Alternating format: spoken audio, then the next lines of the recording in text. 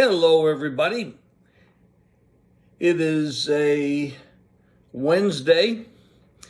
Tomorrow we have some basketball. We have the Indiana State versus Seton Hall.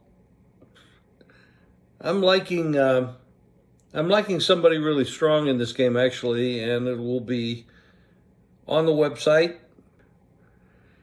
Now we get to the Final Four.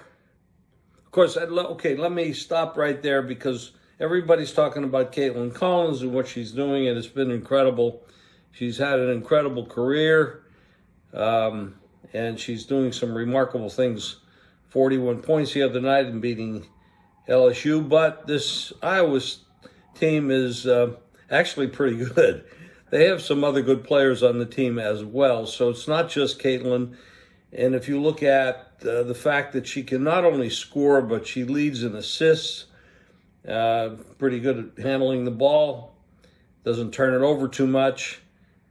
This is a good basketball player, and this is a good basketball team. They're going up against a tough competitor in Connecticut, but they're a slight favorite. Of course, they're going to be a slight favorite because everybody's going to bet on Caitlin, so they're going to put the money on them. I like a money line play right there on Iowa to win the game. I wouldn't lay anything more than 2. It could be very close. We know that Connecticut is tough. We know their coach is tough. He's been there a lot, and he knows how to win. But I like Iowa in the game. I don't think there's any way to stop Caitlin. I think that he's going to, they have good players. I mean, Paige is tremendous, and the other players on the team, they're not really deep, so that could help them, Iowa, in that situation. But I like Iowa to win the game. I'd probably prefer to bet on money line rather than lay the spread. Now, moving on to the Final Four. We got Purdue, big favorite, over NC State. Now, we know the big guy, 7-4. Edie has had a remarkable game the last one out, but Burns is playing pretty damn good for NC State, and they have been remarkable. They've been a big dog, medium-sized dog, and every game they're a dog, they won them all. I think that's like 6 or 7 in a row. I would take the points with the dog here. It's, you don't have a coach in Purdue that has had great history in this spot. But Edie he's a tough player, and he's going to be hard to stop. If the referees, if the officials don't take over the game and make a mockery of the game, it should be a war. But I bring that up because I've seen it before. I can go back a couple years ago when Gonzaga played North Carolina, and they immediately, the officials I'm talking about, immediately called some real ticky-tack fouls on Zach. I think his name was Zach.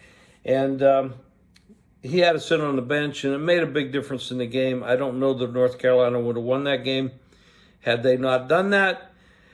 I'm not saying it'll happen again. I'm not saying there's anything shenanigans going on, but we all know that there's a lot of bad calls, and we don't always know the motivation of it. So in any case, I would probably take the points and look for a war.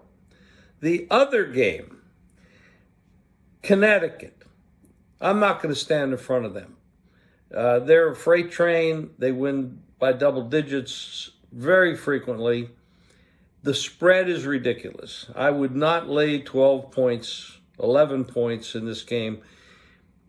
It's the type of game, though, that Alabama has to hit probably 15 or 16 three-point shots to even be close. And you have to have a bad game from some of the players in Connecticut. That has not happened. The last 2 years, they've been a freight train. And I really believe they'll continue to be a freight train. But the three-point shot is the fickle statistic in sports. If you're hitting them, you can beat anybody. If you're not, you can't beat anybody. For the most part. There are exceptions. Alabama plays fast-paced. They shoot a lot of threes. They make a lot of threes. They have a coach that knows how to play offense. Defensively, they're weak. Connecticut is strong on both ends of the floor. They also shoot threes, and they have games where they don't hit them very well. So that's the fickle part about college basketball now that we have the three-point shot, which has been around for a couple decades. But Connecticut is the better team. They're the deeper team. They have the big guy inside. They will play fast if you make them play fast, and Alabama probably will. I probably would favor playing the over in this game.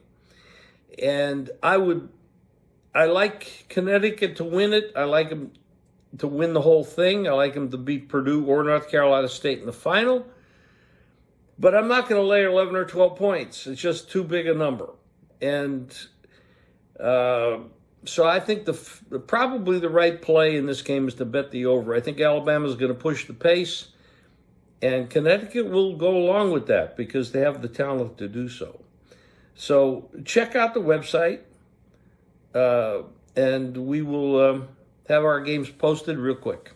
Thanks, and good luck.